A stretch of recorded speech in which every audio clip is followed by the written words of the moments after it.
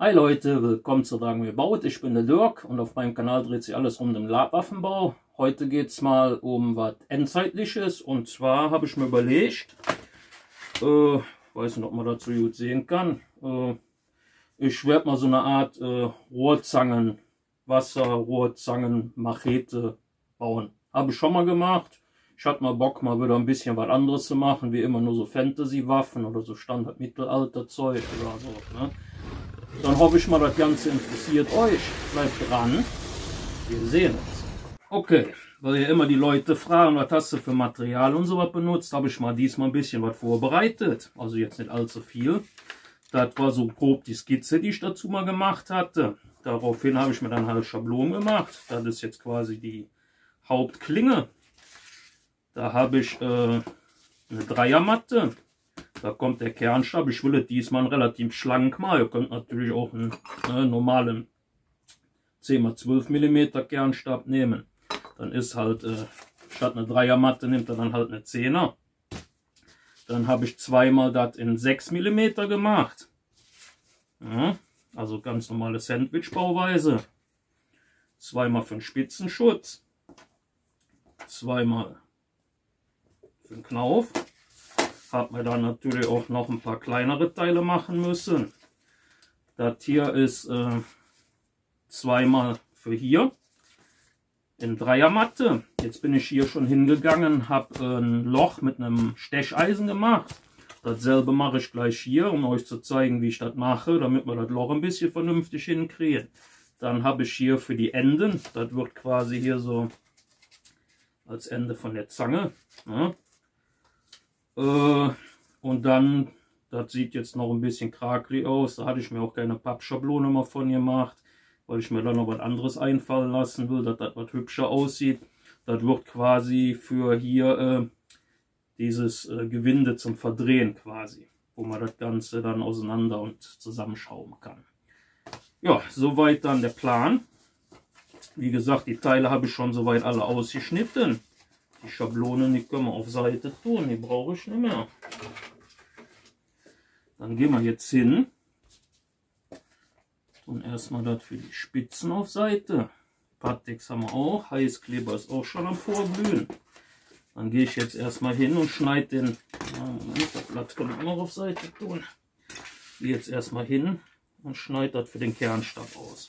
Habe das dann natürlich auf die Länge geschnitten, wie ich brauche, draufgelegt und dann die Umrisse vom Kernstab aufgemalt. Dann gehe ich jetzt hin, schneide das Ganze erstmal aus. Also das ganz normale, übliche, was er immer macht, wenn er eigentlich eine Waffe baut. Und wie gesagt, ich habe es jetzt mal mit einem 3 mm Kernstab gemacht, weil ich das Ganze mal ein bisschen schlanker machen wollte. Wenn ihr ganz sicher gehen wollt, nehmt ihr natürlich dann einen ganz normalen 10×12 Kernstab. Und dann halt für die Mitte eine 10er Matte. Aber in dem Fall wollte ich halt mal ausprobieren.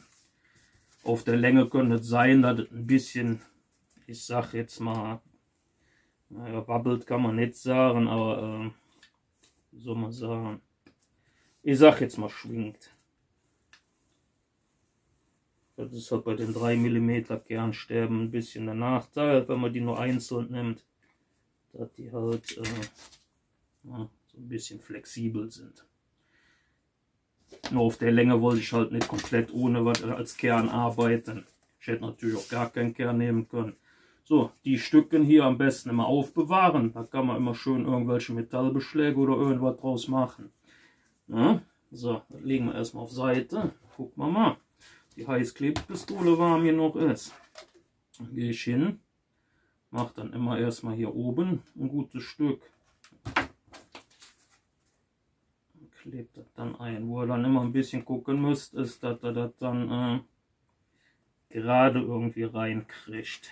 Also, dass das nicht so viel Welle nachher wirft. Das ist bei den 3 mm Matten immer so ein bisschen knifflig. Wo ihr auch immer gucken müsst, wenn ihr mit Heißkleber oder so arbeitet, dass ihr das immer so dran drückt. Also nicht ziehen. Sonst habt ihr nämlich nachher hinten das Problem, dass das hinten nicht mehr passen wird. Ihr könnt das noch ein bisschen, indem ihr das ein wenig zusammendrückt dann später, wenn ihr merkt, das passt nicht so ganz. Da kann man noch ein paar Millimeter mit rausholen. Wird dann ein bisschen wellig, aber durch das Verkleben nachher ist das nachher wieder gerade. Also so viel nur zur Erklärung. Jetzt muss ich natürlich wieder aufpassen, weil das Ganze hier, das mag ja nicht so wirklich heiß Kleber, habe ich festgestellt. Gehe ich erstmal hin, tue das, was ein bisschen übersteht, mit der Spitze von der Heißklebepistole noch auf. Ich sage jetzt mal heiß machen, dass man das noch ein bisschen verteilen kann.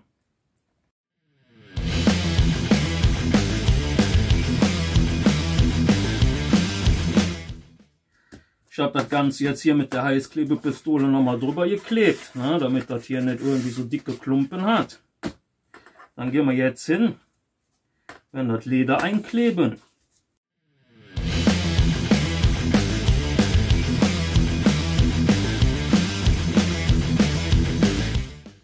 Das lassen wir jetzt hier erstmal liegen, dann kann das was antrocknen, dann machen wir danach die andere Seite. Und in der Zwischenzeit zeige ich euch mal wieder ein bisschen was. Und zwar bei den Teilen hier. Hier habt ihr, seht ihr ja schon, ne? Hier habe ich Löcher reingemacht und zwar mit einem Locheisen. Für die kleineren habe ich eins mit runtergenommen. Damit ich euch das mal zeigen kann. Das weiß ich natürlich nicht. Das ist, glaube ich, für hier nicht so gut, wenn ich das gerade so sehe. Wie gesagt, passt auf, das war jetzt hier nicht so die gute Idee, das auf dem Ding zu machen. Ich habe zwar noch kein Loch rein, aber das war schon so ein bisschen reingegangen. Nehmt am besten ein Stück Holz oder irgendwas anderes. Ich nehme oben im Bastelzimmer so ein Schneidbrett. Dann guckt er halt, dass er ein Locheisen nehmt in der Größe, wie der Schlitz halt sein soll. Wenn ihr sowas da habt. Ansonsten müsst ihr das halt ausschneiden. Das geht natürlich auch, sieht allerdings dann nachher nicht so toll aus. Müsst ihr halt ein bisschen nachschleifen, aber das geht auch. Also wenn er ja keine Locheisen oder so da hat. Hat ja auch nicht jeder Locheisen da. So, ja, seht ihr hier. Das sind dann hier, da habt ihr dann sowas drin. Bei dem Holzstück ist das egal, aber wie gesagt, wenn ihr das dann hier so in so einer Matte drin habt, sieht das natürlich dann nicht so toll aus. Dann geht er einfach hin, schneidet nochmal über die Linien drüber. Und schon habt ihr das hier weitgehend vernünftig. Ist nicht so hundertprozentig, aber sieht schon ganz okay aus. Kann man mitarbeiten. So. Das Ganze machen wir dann bei den größeren Teilen auch nach. So, dann hat man die Teile jetzt auch schon mal fertig. Ne? Sieht doch ganz okay aus. Wie gesagt, ist nicht ganz hundertprozentig geworden, aber da kann man dann später noch ein bisschen nach. Aber das sieht auf jeden Fall deutlich besser aus, als wenn das mit einem Cuttermesser oder keine Ahnung, Skapell oder irgendwas ausschneidet. So, jetzt gehe ich schon mal hin und schneide hier schon mal das überschüssige Leder ab. Ja, Cutterklinge ist anscheinend wieder nicht so scharf, wie ich denke, aber das geht. Ja, dann habt ihr hier das schon mal abgeschnitten. Und dann machen wir das Ganze auf der Seite auch noch. Ich gucke jetzt erstmal, wo ich hier.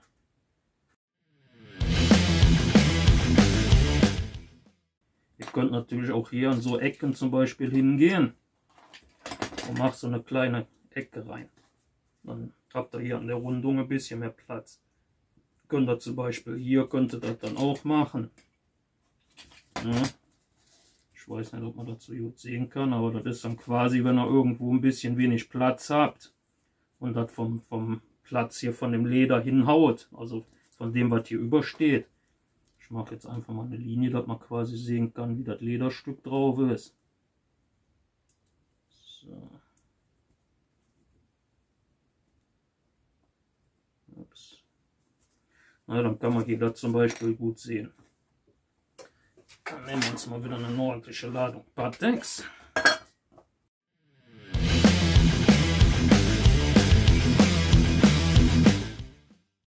Wie gesagt, wenn ihr den Spitzenschutz macht, immer großzügig kleben von der Fläche her. Dann kann doch nicht viel passieren. Wir könnten theoretisch und praktisch auch, hätte ich das Teil auch noch bis zur Spitze komplett reinmachen können, aber ich lasse das mal, ich mache das so, das reicht eigentlich. Dann Habt ihr nämlich vorne, dann klebt das noch ein bisschen besser zusammen, aber selbst auch wenn das Leder macht. Also im Endeffekt ist es euch überlassen. Nur, dass ihr großzügig über den Kernstab drüber, dass da nichts passieren kann. So. Die Dose mal wieder zu. Und dann lassen wir das Ganze jetzt erstmal ein bisschen antrocknen. Der Spitzenschutz, also das Leder für den Spitzenschutz ist jetzt so angetrocknet, gut. Dann gehen wir jetzt hin. Ihr kennt das ja schon ein bisschen von mir mit dem Spiegel, ne? Legt das eine Teil drauf, klappt das auf. Aber Leute, wir nehmen noch ein Stück Zeitung, damit man hier nicht alles voll saugt. Ach, ist egal, nehmen wir das hier. Das tun wir mal auf Seite. Wie gesagt, ne? Immer gucken, dass er nicht alles voll saugt. Das ist immer eine ziemliche Schweinerei mit der Kleberei und auch mit Batex und Latex und allem drum und dran. Immer alte Sachen anziehen. Ne? So. Oder irgendwas drüber ziehen, weil ihr versauen könnt. Oder halt aufpassen.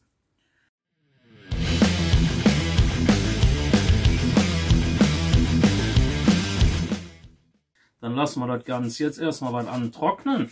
Der Kleber ist jetzt soweit angetrocknet. Das merkt ihr dran, wenn ihr das anpackt, da ihr nichts mehr am Finger kleben habt. Suche ich mir hier irgendwo einen Anfang.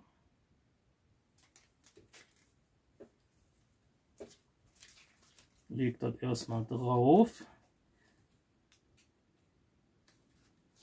So. Mal ein bisschen auf Seite.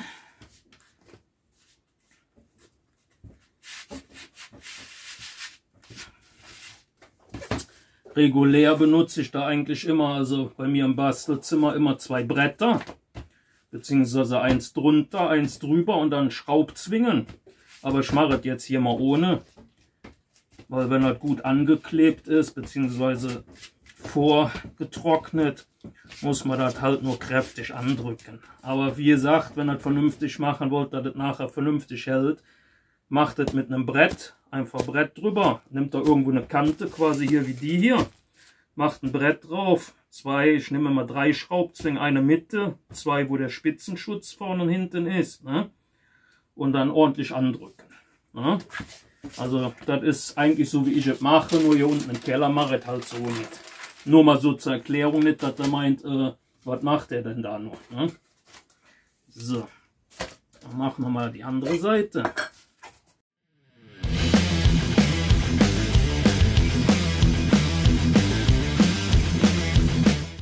Die andere Seite ist jetzt auch angetrocknet. Tun wir die Zeitung mal wieder auf Seite.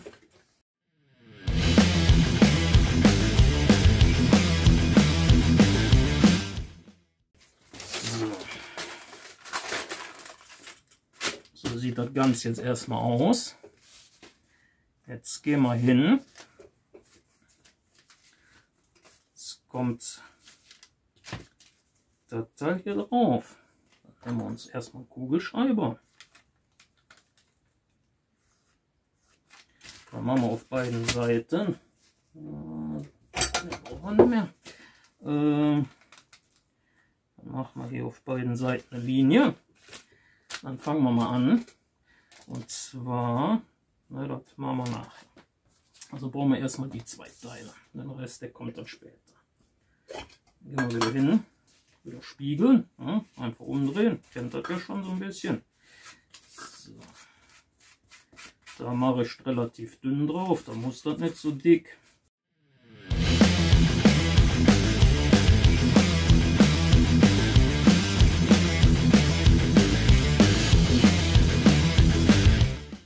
Dann lassen wir das Ganze erstmal antrocknen, beziehungsweise da kommt jetzt unter die Bretter drunter, dass das richtig gut angedrückt wird. Der Kleber ist jetzt trocken. Dann nehmen wir erstmal hin und schneiden alles, was zu viel ist, weg.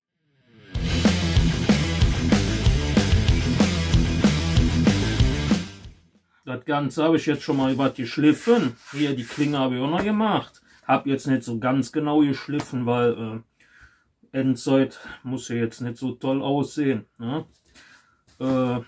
Bin jetzt hingegangen, habe hier schon mal ein bisschen Bleiband dran gemacht. Noch ein paar Linien hier gezeichnet, damit ich weiß, wie weit ich das dann nachher mit dem Wickeln mache. Ich denke, ich werde da Leder nachher für nehmen und dann halt noch für so ein paar andere Sachen. Und zwar, damit das alles ein bisschen schöner aussieht, bin ich jetzt hingegangen, habe aus 3 20er Matten so einen Ploppen gemacht, habe den dann rund geschliffen und habe auf 3 mm Matte so ein dünnes, so einen langen Streifen gemacht. Das wird dann quasi hier so das Gewinde. Das kommt dann später hier rein. Machen wir gleich. Dann bin ich hingegangen, habe mir 6er Matte genommen, habe dann ein Cuttermesser genommen. Zeige euch mal. Das ist jetzt für das Gewinde quasi. Habe dann so ein bisschen eingeschnitten. Also quasi, dass das hier wie so ein Gewinde dann nachher wird. Das kann man dann in gröber machen oder nicht ganz so grob, je nachdem wie weit das oder wie grob das haben wollt. Jetzt muss ich mal gucken. Nehmen wir mal eine Schere hier liegen. Die kleine, die reicht dafür auch. Gucken, ob ich das so abgeschnitten kriege, dass das nachher auch da reinpasst. So. Ja, das ist noch ein bisschen viel zu lang.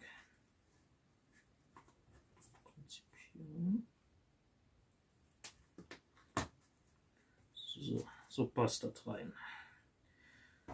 Hier, das war ich erst am Überlegen, glatt zu lassen, aber ich habe mich jetzt doch dazu entschlossen, das dann halt auch noch da drauf zu machen, dass das auch noch so ein bisschen aufwendig aussieht.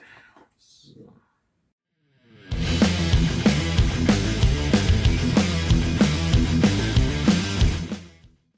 Dann hatte ich noch ein Stück übrig und zwar will ich dann hier noch was machen. Deshalb hatte ich nämlich hier auch die Linie gemacht.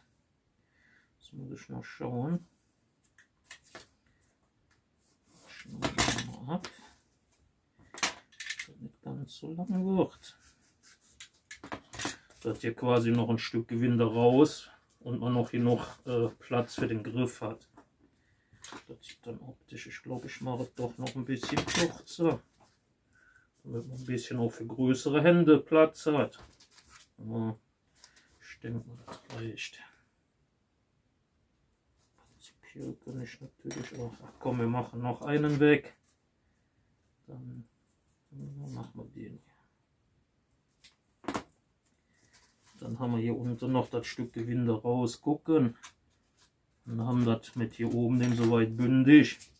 Und dann soll doch für Leute mit sehr großen Händen noch genug Platz sein. Denke ich mal. Oh, das hat hier irgendwie nicht so gehalten. So.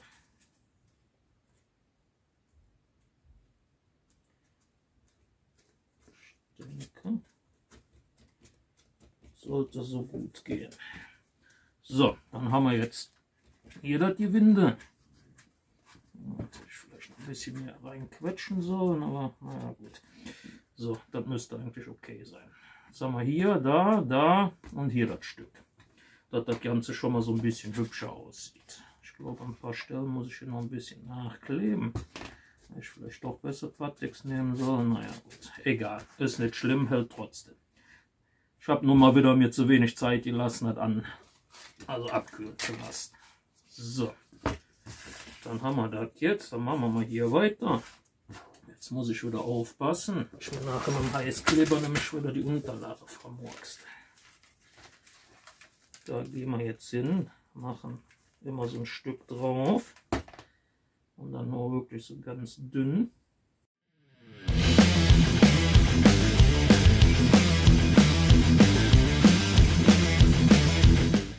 Dann haben wir jetzt das Gewindeteil auch. Das habe ich vorher ein bisschen gemessen gehabt. Das passt mit den, das sind jetzt 6 cm ungefähr. Dann nehme ich hier so auf beiden Seiten ordentlich Heißkleber, damit man das noch ein bisschen verschieben kann. Und nach vorne ein bisschen wegbiegen.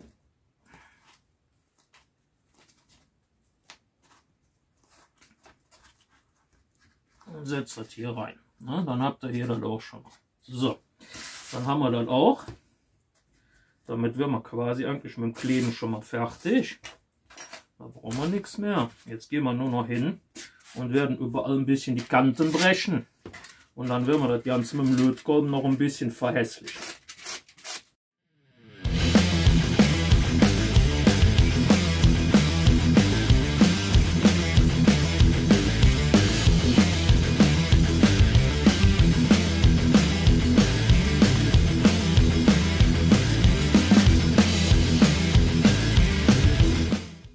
Jetzt haben wir erstmal alles mit dem Heißluftföhn soweit geglättet.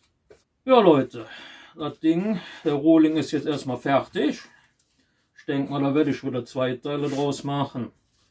Und werde dann im nächsten Teil das Ganze hübsch machen, weil ich will noch so ein paar Verschönerungen reinmachen. Aber da muss ich erstmal abgüssen. Ich hoffe, das klappt. Habe ich schon mal gemacht, aber naja, gucken wir mal.